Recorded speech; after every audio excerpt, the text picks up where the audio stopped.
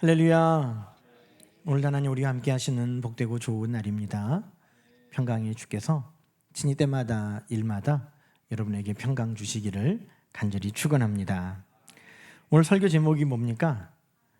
하기이행 우선순위입니다. 지난주 설교 제목이 믿음으로 하기이행이었습니다. 저는 당연히 우리 성도님들이 그냥 다 아시려니 했는데 하기이행이 무슨 말이에요? 하나님을 기쁘시게 이웃을 행복하게. 이제 다 잘 아시네요. 하나님을 기쁘시게 이웃을 행복하게. 기니까 그렇게 우리 인사하십시다. 하기이행 하십시다. 하기이행 하십시다. 다른 교회 분들은 이게 뭔 말이냐 그러겠지만 우리는 다 알죠? 하나님을 기쁘시게 이웃을 행복하게 하는 삶을 사십시다, 이 말씀입니다. 여러분, 오늘 본문의 말씀 읽으면서 참 우리는 의아하다 하는 생각을 할 수 있습니다. 왜냐하면 우리 예수님의 메시지는 한결같이 원수를 사랑하고 우리를 박해하는 사람도 위해서 기도하라 알려주셨거든요. 그래서 교회는 뭘 이야기합니까? 사랑을 이야기하고, 교회는 용서를 이야기하고, 교회는 용납을 이야기하는 곳입니다. 그런데 오늘 마태복음 10장에는 원수가 너희 집안에 있다, 너희 집안 식구가 원수다 하는 말씀이 참 우리의 마음을 혼란하게 합니다. 예수님은 원수도 사랑하라고 하셨잖아요. 마태복음 5장 우리가 지난주에 나눴던 말씀 가운데 누구든지 우리 오른뺨을 치거든 나를 정말 무시하고 모멸감을 주기 위해서 왼손으로 나를 때렸다 할지라도 그도 사랑하라는 것입니다. 얼마나 잔혹한지 우리 집안에 있는 세간살이 다 뺏어가고 속옷까지도 뺏어간 그 사람에게 겉옷까지도 줘버려라.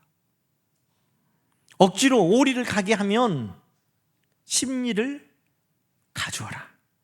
여러분, 그러면서 악한 자를 대적하지 말고 원수를 사랑하고 박해하는 자를 위해 기도하라. 여러분, 이 말씀을 들으면서 주님은 참 어떻게 그렇게까지 사랑하라고 하실까? 우리는 그렇게 말씀을 받았습니다. 그렇게 사랑하라고 하셨던 주님이 오늘은 충격적인 말씀을 하시는 거예요. 34절부터 말씀 우리가 한번 다시 읽어보십시다.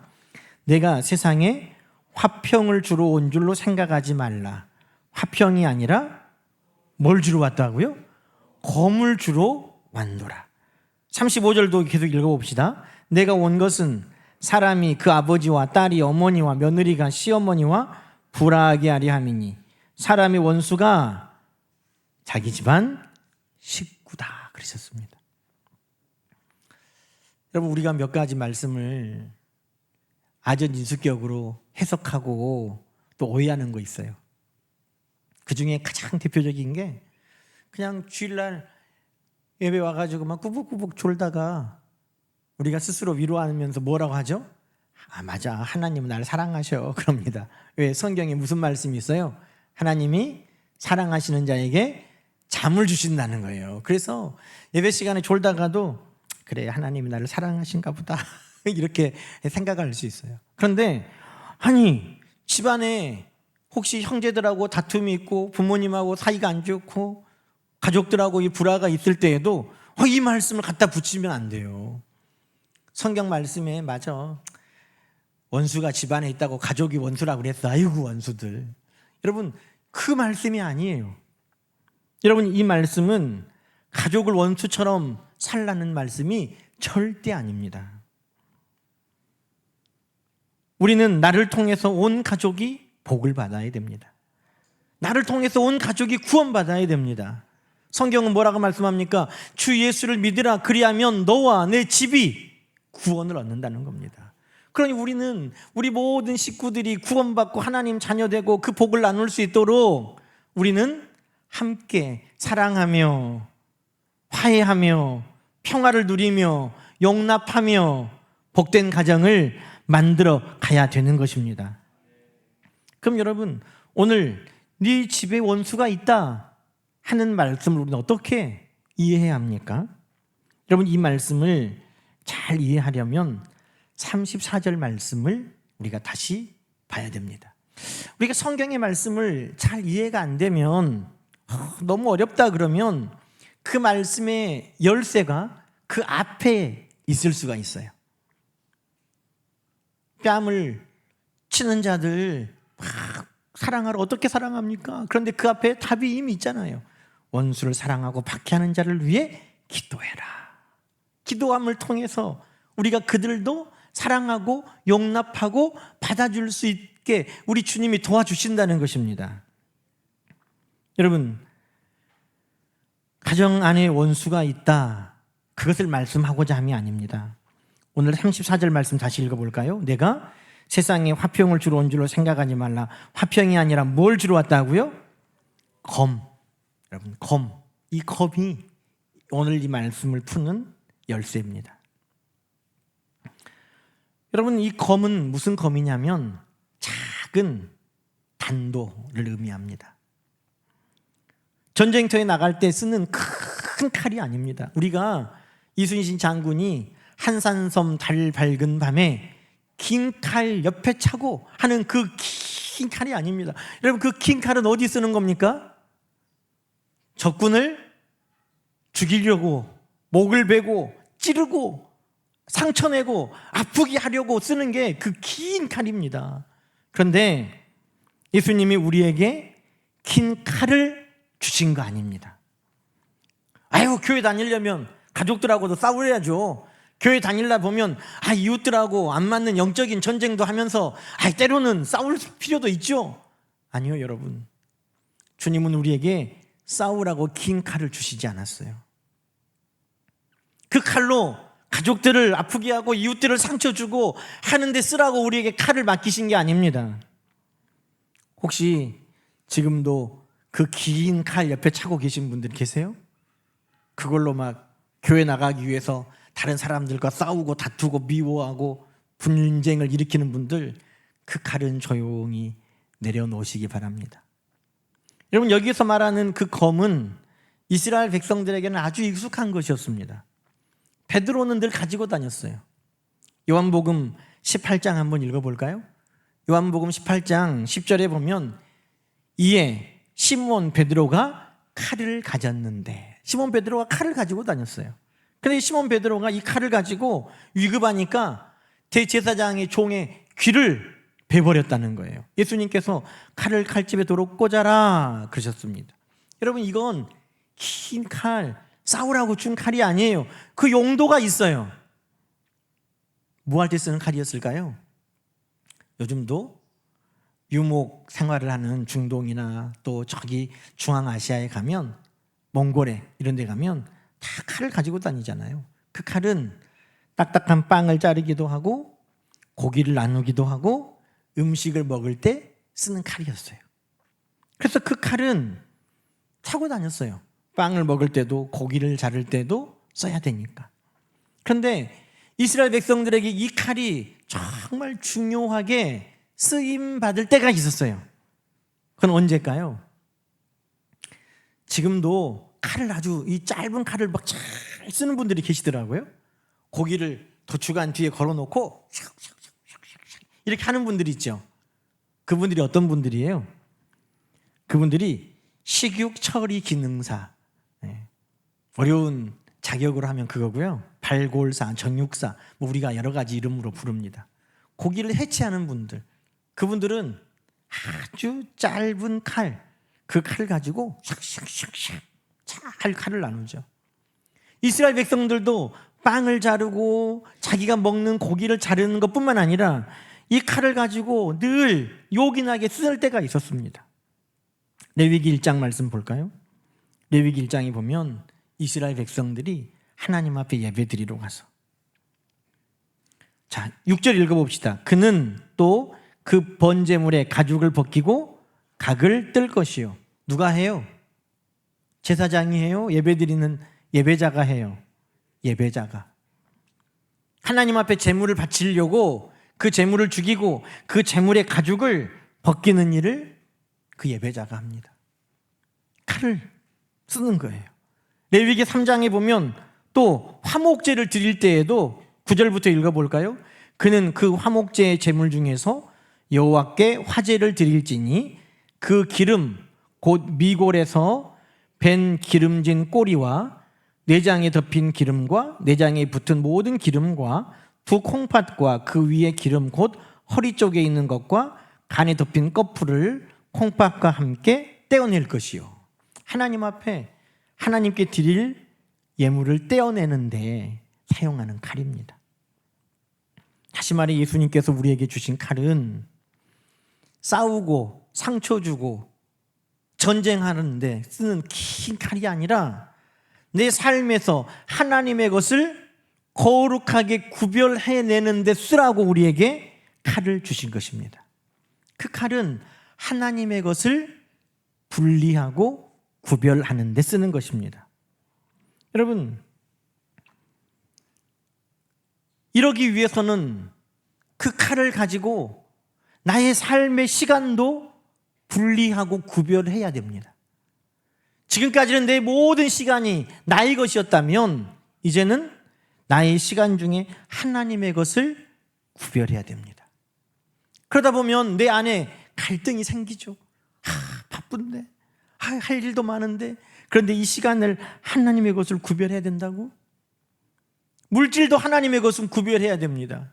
그러면 이 물질 써야 될 때가 많은데 이거 그냥 온통 우리 가정을 위해 자녀들을 위해 쓰면 먹을 것 하나라도 더 사줄 수 있는데, 그런데 이것을 하나님의 것을 구별해야 됩니다. 여러분, 그러다 보면 내 안에 갈등이 생기고 가정 안에도 갈등이 생길 수 있습니다. 그러나 그 갈등이 우리가 서로 싸우고 상처 주고 죽이는 칼이 아니라 하나님 앞에 거룩한 것을 구별할 때 생기는 갈등이라는 것입니다. 그 순간에도 가족들을 사랑하고 용납하고 용서하는 일은 결코 멈출 수 없는 것입니다. 여러분, 우리는 이 칼을 가지고 싸우는 목적으로 쓰는 것이 아닙니다.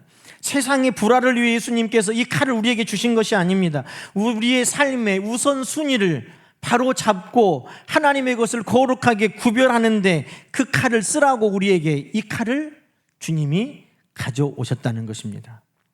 여러분, 아침까지 자면 얼마나 좋겠어요. 밤에 자서 아침까지 그냥 잠만큼 다 자고 눈이 떠질 때까지 자면 얼마나 좋겠어요. 그런데 내 하루의 처음을 하나님 앞에 드리고 싶어서 그 시간을 구별해냅니다.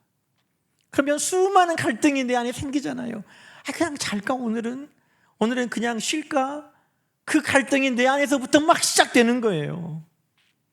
그게 내 안에 화평을 주지 못할 수 있어요. 그러나 그 칼로 우리는 구별함을 시작해야 됩니다. 하나님 앞에 주신 것, 하나님 앞에 하나님의 것으로 구별하는 것 쉬운 거 아니에요. 하나님이 주셨으니까 하나님의 것 구별합니다? 아니요. 그거 내 자녀 학용품에 더 쓸 수도 있고, 내 자녀 먹고 싶은 거 더 사줄 수도 있고, 내 자녀 옷 하나 더 사줄 수 있어요. 그러나 그것을 하나님의 것이라고 인정하고 구별할 때 우리는 수많은 갈등할 수 있어요. 자녀들 입장에서도 왜 그것을 나를 위해 쓰지 않고 하나님께 쓰냐고 갈등할 수 있어요. 이전에는 남편이 아내가 배우자를 위해 그의 모든 삶을 헌신했어요. 그런데 이제는 하나님에게도 헌신해야 돼요. 그러니 아내가 남편이 갈등할 수 있어요. 그러나 여러분, 그것은 거룩한 갈등의 시작일 뿐입니다. 하나님께서 그것을 통해 말씀을 이루시는데 너와 내 집이 구원을 얻고 하나님 앞에 헌신한 그 삶을 통해 가정과 자녀에게 복을 주시는 것입니다. 우리는 그것을 믿습니다. 여러분, 하나님은 가정을 사랑하지 말라고 하시지 않았어요. 그 검을 가지고 가정을 쳐내라고 하신 게 아닙니다. 오늘 우리의 말씀에 보면 37절부터 말씀 봅시다. 아버지나 어머니를 나보다 더 사랑하는 자는 내게 합당하지 아니하고. 여러분, 이것을 미워하라는 말로 듣습니까? 아니에요. 아버지나 어머니를 사랑해요. 그런데 하나님보다 더 사랑하는 것은 하나님 앞에 합당하지 않다는 겁니다. 아들이나 딸 사랑해야죠. 그런데 하나님보다 더 사랑하는 것은 합당하지 않다는 거예요. 왜? 하나님의 것을 먼저 구별함이 우리 가운데 있어야 하기 때문인 것입니다. 여기에서 합당하다는 말을 하나님께서 3번이나 하셨어요. 합당하지 않다. 여러분, 합당하다는 말은 이 저울이 양쪽이 평평하게 균형을 맞춘다는 거예요. 그런데 지금 합당하지 않는 것은 어떻게 된 거예요? 저울이 한쪽으로 치우쳐 버렸다는 것입니다. 하나님을 사랑하고 이웃을 사랑함이 아니라 나를 사랑하고 내 가정을 사랑하고 내 물질을 사랑하고 내 삶을 사랑하는 그 모든 것이 먼저 앞설 때에 하나님은 합당하지 않다 하시는 것입니다. 여러분, 아브라함을 볼까요? 아브라함은 우선순위가 하나님이었습니다. 하나님께서 창세기 22장에 보면 아브라함에게 네 독자 이삭을 내게 바치라 그랬습니다. 여러분, 하나님이 주셨는데 하나님이 다시 이삭을 나에게 바치라는 겁니다. 구별해서 하나님께 드리라는 겁니다. 얼마나 갈등이 있겠어요. 그런데 아브라함은 하나님 말씀에 순종하고 이삭을 하나님께 드리기로 결정합니다. 근데 여러분, 우리는 다 말씀을 이미 끝까지 알기 때문에 하나님이 이삭을 잡아 드시려고 바치라고 했습니까? 죽이려고 바치라고 했습니까? 아니에요. 아브라함에게, 이삭에게 하나님이 더 큰 복을 주시려고 하나님께서 먼저 하나님에게 드리라고 말씀하신 것입니다. 아브라함아, 아브라함아, 네가 네 아들, 네 독자도 내게 아끼지 않으니 네가 이제야 나를 경외하는 줄 내가 알겠다. 하나님께서 아브라함의 우선순위가 하나님인 것을 분명하게 아셨다는 것입니다. 여러분, 아브라함은 그의 삶의 우선순위를, 거룩함을 하나님 앞에 구별해서 나눌 줄 아는 그 검을 가지고 있었습니다. 여러분, 오늘 여러분은 어떤 검을 가지고 있습니까? 나를 방어하기 위해서 다른 사람에게 상처 주고 아파하게 만들고 나에게 다가오지 못하게 하는 큰 칼을 휘두르는 사람이 있고, 어떤 이들은 나의 삶의 우선순위를 하나님께 드리기 위해 마치 예배하는 마음으로 나의 삶을, 나의 시간을, 나의 물질을, 나의 열정을 거룩하게 구별해 나가는데 쓰는 사람이 있습니다. 여러분, 오늘 그 거룩함을 위해 구별하는 검을 우리 모두가 가질 수 있기를 주님의 이름으로 축원합니다. 자기 십자가를 지고 나를 따르지 않는 자도 합당하지 않다고 하셨습니다. 이 십자가는 억지로 지는 거 아닙니다. 여기서 진다고 할 때는 억지로 나에게 맡긴 것을 내가 진다가 아니라 내가 자원하여 지고 따라간다는 의미가 있습니다. 여러분, 우리가 하나님을 사랑하고 이웃들을 사랑하는 내 삶의 우선순위를 정할 때, 여러분, 우리는 억지로 하는 게 아니에요. 성경에 우리가 하나님 앞에 헌물을 드릴 때에도 인색하게도 말고 억지로도 말고 자원하여 드리는 마음으로 라고 하고 있습니다. 그것이 바로 하나님 앞에 나의 삶의 우선순위를 나누는 우리의 마음인 것입니다. 자기 목숨을 얻는 자는 잃을 것이요 나를 위하여 자기 목숨을 잃는 자는 얻으리라. 여러분, 우리 삶에 목숨보다 우선되는 게 어디 있습니까? 그런데 예수님은 분명 말씀하십니다.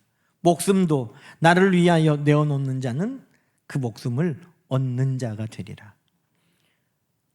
가장 나의 삶의 우선순위 되는 목숨까지도 주님을 위해 내가 그것을 내어놓을 때, 여러분, 주님은 그것을 우리에게 다 얻게 해주신다고 말씀합니다. 이 땅의 목숨뿐만 아니라 영원한 생명을 우리에게 찾게 하시는 분이 주님이심을 믿습니다.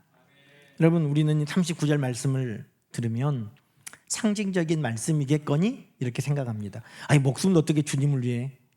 그런데 여러분, 이 세상에는 다른 사람을 위해 자기 목숨을 던지는 것이 직업이고 훈련된 사람들이 있습니다.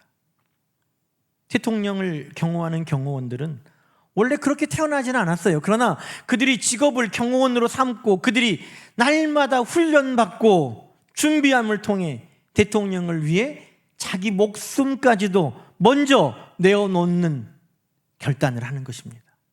그런데 여러분, 하늘 보자 버리고 이 땅에 오셔서 나를 위해 십자가를 지기까지 나를 사랑하신 주님을 위해서 내 목숨을 내가 먼저 내어놓는 것, 그것은 상징적인 말씀이 아닙니다. 오늘 내가 주님을 위해 그 무엇도 아낌없이 내가 먼저 거룩하게 구별하여 내어놓을 수 있다는 결단이 바로 이 목숨까지도 내가 주님을 위해 내어놓을 수 있습니다라는 결단이라는 것입니다. 사도 바울은 그렇게 늘 고백했습니다.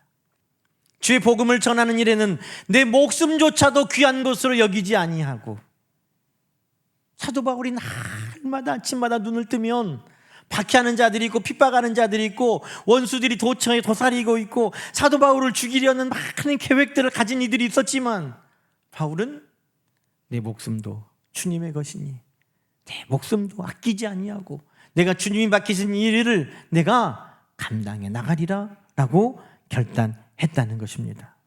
여러분, 이것이 거룩한 검을 가지고 나의 삶의 우선순위를 하나님 앞에 주님을 위해 먼저 내가 구별하겠다고 결단하는 사람들의 모습인 것입니다. 여러분, 오늘 하나님을 기쁘시게 하는 것 다른 게 아니에요. 그 거룩한 구별하는 검을 가지고 내 삶을 먼저 하나님 앞에 구별해 나가는 훈련들이 우리 가운데 있을 때 하나님을 기쁘시게 하는 삶을 살아가게 되는 것입니다.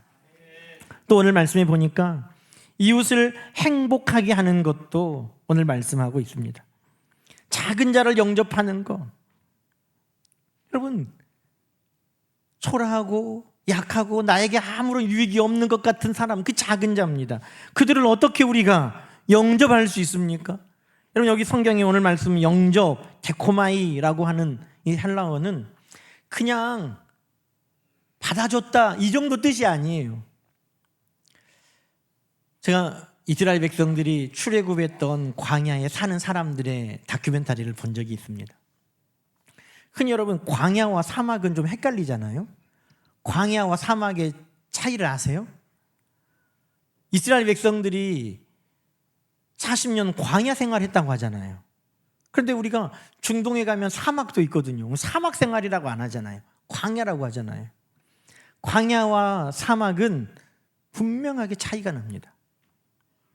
어떤 차이가 있냐? 비가 온 뒤에 눈으로 구별되는 차이가 있어요. 비가 오면 와디라고 해서 비가 온 이후에 흐르는 하천, 우리가 그걸 건천이라고 그러죠. 비가 온 뒤에만 흐르는 하천, 그 하천이 생기고 그 하천으로 말미암아 풀이 자라고 꽃이 피고 열매가 맺는 곳은 뭘까요? 그게 광야예요. 광야는 비가 오면 하천이 생기고 생명이 살아납니다. 그럼 사막은 어떨까요? 사막은 비가 오면 어떻게 돼요? 그냥 다 밑으로 빠져버리거나 휩쓸려서 가고 끝나요. 그래서 이스라엘 백성들이 광야를 간 거예요. 그런데 여러분, 이 광야에 베두인족이라고 살고 있습니다. 지금도. 근데 이 베두인족은 영접하는 것에 대해 아주 성경적인 모범을 우리에게 보여줍니다. 이 베두인족이 살고 있는 텐트에 누가 딱 찾아가잖아요. 그럼 여러분, 누가 여러분 살고 있는데 아무 약속도 없이 예기치 않게 딱 찾아오면 어떻게 돼요? 너 누구야? 꼼짝마. 우리는 보통 이렇게 하잖아요. 그런데 베두인족은 아무런 약속도 없이 누구든지 자기 집 천막에 찾아오면 3일 동안, 며칠 동안? 3일 동안 묻지도 따지지도 않고, 묻지도 따지지도 않고, 당신 누굽니까? 왜 왔습니까? 어디 갑니까? 뭐 다 묻고 따지지 않고 3일 동안 극진하게 먹을 것과 마실 것과 잠자리를 제공해 줍니다. 여러분, 비행기표만 준비해서 요르단으로 가세요. 요르단에 가서 베두인족을 찾아가세요. 사흘 동안 극진한 대접을 해줍니다. 그게 영접이라는 거예요. 여러분, 우리가 그 작은 사람 그냥 온 거 냅두는 것이 영접이 아니라 그에게 극진하게 환영하고 대접할 수 있는 것. 여러분, 그 이유는 무엇일까요? 40절 말씀 보십시다. 너희를 영접하는 자는 누구를 영접하는 거예요? 예수님을 영접하는 것. 예수님을 영접하는 것은 누구를 영접하는 거예요? 나를 보내신 하나님을 영접하는 거예요. 저는 죄송한 마음으로 또 늘 송구스러운 마음으로 이 말씀을 저는 삶 속에 경험합니다. 제가 신방을 가면 정말 우리 성도님들이 극진하게 뭔가를 준비하셔서 먹을 것을 대접해 주세요. 왜 그러겠어요? 내가 먹을 거 좋아하니까? 물론 그 말씀도 맞을 수 있어요. 목사님 좋아하니까? 그것도 조금 있겠죠. 그러나 여러분, 저는 알아요. 주님을 대접하는 마음으로 주신 것이죠. 주님을 대접하는 마음으로. 이 작은 사람, 초라한 사람, 별 볼 일 없는 사람, 나에게 아무 유익이 없는 사람을 우리가 영접할 수 있는 것은 단 하나밖에 이유가 없어요. 그것은 저 사람을 통해 누구를 영접하고 대접하는 거예요? 주님을, 하나님을. 저 사람에게 하는 게 아니에요.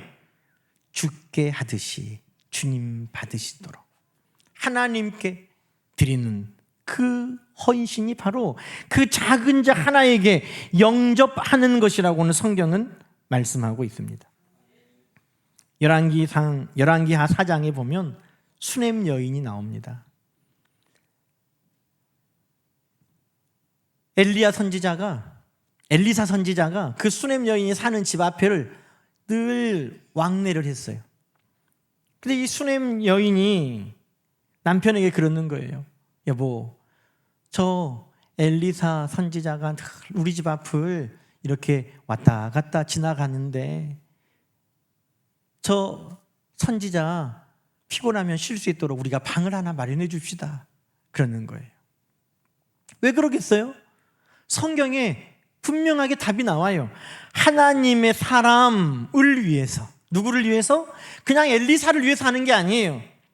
엘리사가 하나님의 사명을 감당하기 위해 왔다 갔다 여정을 다니는데 하나님의 사람을 위해서 마련합시다 라고 말해요. 엘리사 개인이 아니라 하나님의 사람을 위해서. 여러분, 그것이 바로 누가 받으시는 헌신입니까? 하나님이 받으시는 헌신이기 때문인 것입니다. 우리가 지극히 작은 자 한 사람을 보고 할 수 있는 게 아니에요. 하나님의 형상으로 지으신 하나님을 대접하는 마음으로, 주님이 사랑하셔서 목숨을 내어주기까지 아끼셨던 주님을 섬기는 마음으로 지극히 작은 자 한 사람에게 우리가 섬기고 사랑하는 것, 그것이 바로 오늘 하나님을 향하여 우리의 삶의 우선순위를 구별할 때 비로소 가능한 것입니다. 하나님을 위해 내가 섬기고 싶다, 하나님을 영접하고 싶다 하는 그 마음이 우선순위가 우리에게 주어질 때 비로소 그 작은 자도 주님을 섬기고 하나님을 대접하는 것처럼 우리가 영접한다는 것입니다. 제가 주중에 새벽에 이 말씀을 묵상했는데 우리 성도님 중에 한 분이 선교사님 한 분을 도와주고 싶다는 거예요. 그래서 이 말씀이 생각이 나더라고요. 그래, 하나님께서 이 말씀을 실천할 수 있도록 나에게 기회를 주셨구나. 그래서 작은 섬김을 드렸어요.